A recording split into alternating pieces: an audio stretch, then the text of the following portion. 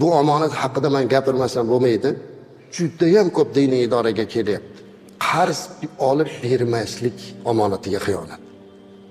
Rostdan ham shunaqa ko'payib ketdi, idorada kelaveradi. Falonchida qarzing bor, bermayapti. Hozir endi qarang, janozalarda to'polon bo'lishni boshlayapti. Qarzini bersin, janoza o'qimaysan deb. Janoza o'qib qo'ygan domlarni bezovta qilish bo'lyapti kelib. Nima siz janozasini o'qidingiz? Aslida janozada o'qish kerak aslida.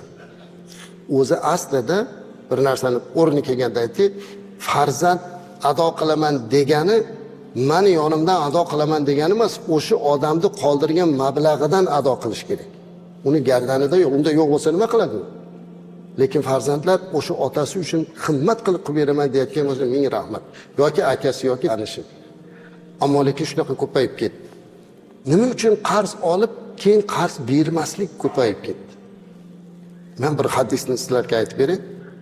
O'zimiz xulosa qilamiz. Imom Buxoriyda keladi.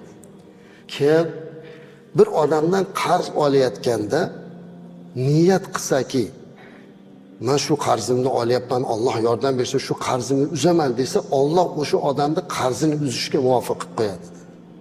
Qarzini uzishlikka qodir qilib qo'yadi. Kim birovdan qarz olayotganda men buni qarzini bermayman deyotgan bo'lsa, Alloh o'sha qarzini rostdan bera olmaydigan holatga tushirib qo'yadi. Olayotganda niyatini to'g'ri qilish kerak-da. Birovdan qarzini olib bermayman degan niyatda turgan bo'lsa, Alloh uni hayotini shunaqa qilib qo'yar ekanki, o'zi xohlasa ham bera olmaydigan tubanlikka tushirib qo'yar ekan. Shuning uchun eng birinchi niyat qilish kerak. Niyatda qarz olayotganda uzaman deyish kerak. To'g'risini aytadigan bo'lsam, qarz berishdan hamma qo'rqib qoldi. Qarz so'rasa bahona qiladi. Yolg'on paydo qilishga majbur bo'ladi. Yo'q pulim deydi. Iloji yo'q deydi. Qarz so'ragan odamdan qochadi. Nima uchun? Chunki mana shu xiyonat ko'payganida. Payg'ambarimiz alayhisalomning yana bir hadislari bor. Imom Abu Dovudda keladi. Inna a'zama zunubi indalloh deyaptilar Payg'ambarimiz alayhisalom. Allohning nazdida Alloh qaytargan eng katta kabira gunohlar, katta gunohlardan keyingi eng og'ir gunoh bir kishi zimmasidagi qarzini uzishga narsa qoldirmasdan vafot etishi va u Allohga shu holatda ro'para bo'lishi. Qarzi bor. O'sha qarzini ado qilishlik uchun bir narsa qoldirmasdan o'lib ketyapti, Allohning huzuriga ro'para bo'lyapti. Katta gunohlardan keyingi eng katta gunoh deyapti. O'limni o'ylagan odam birovning haqqidan qo'rqadi. Shuning uchun birovdan oldi berdi qilgan bo'lsak, uzaylik aslar.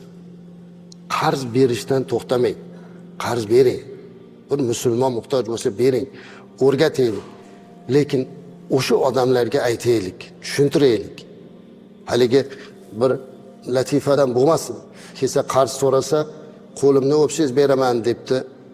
Qanaqa qarz so'rasa qo'lingizni o'pib turasizmi desa, keyin men uni olish uchun sana oyog'ingni o'paman-da debdi. Xuddi shunaqa bo'lmaslik kerak. Qarz bo'yicha qattiq turish kerak, o'rgatish kerak. Lekin qarz berishni to'xtatib qo'ymaslik kerak aslida. Bir odam sahroda ketayotsa, bitta odam yotib qopti, suvsizlikdan o'lay deb qopti. Bir odam otda kelib, bu nima ahvol deb tushib, haligiga yordam berib, suv ichirib, boshqa qilib, birodar yaxshimisiz? Ha, yaxshiman. O'ziga keltirib yuring, men otimga olib ketaman desa, meni olmasa mindirib qo'yasizmi deb haligini yaxshilik qilib minsa, otini olib qochib ketibdi, o'g'ri ekan. Haligi pastda yotgan odam, "Men to'xta" debdi. "Sendan iltimos" debdi. "Bu qilgan ishingni hech kimga aytmagin" debdi. Shunda haligi kelib, "Ha, senga nima farqi bor o'lib ketadigan odamga? Aytamanmi, aytmayman desa, men-ku o'lib ketaman. Lekin sen buni odamlarga aytsang, keyin cho'lda shunaqa bo'lib qo'yganga odamlar yordam bermay qo'yadi" deb. Qarang, qarzni xiyonat qilayotgan bo'lsa, boshqalarni qarz berishdan to'xtatyapti. Kimgadir yaxshilik qilishlikdan to'xtatishga sabab bo'lyapti. Shuning uchun omonat bu azizlar.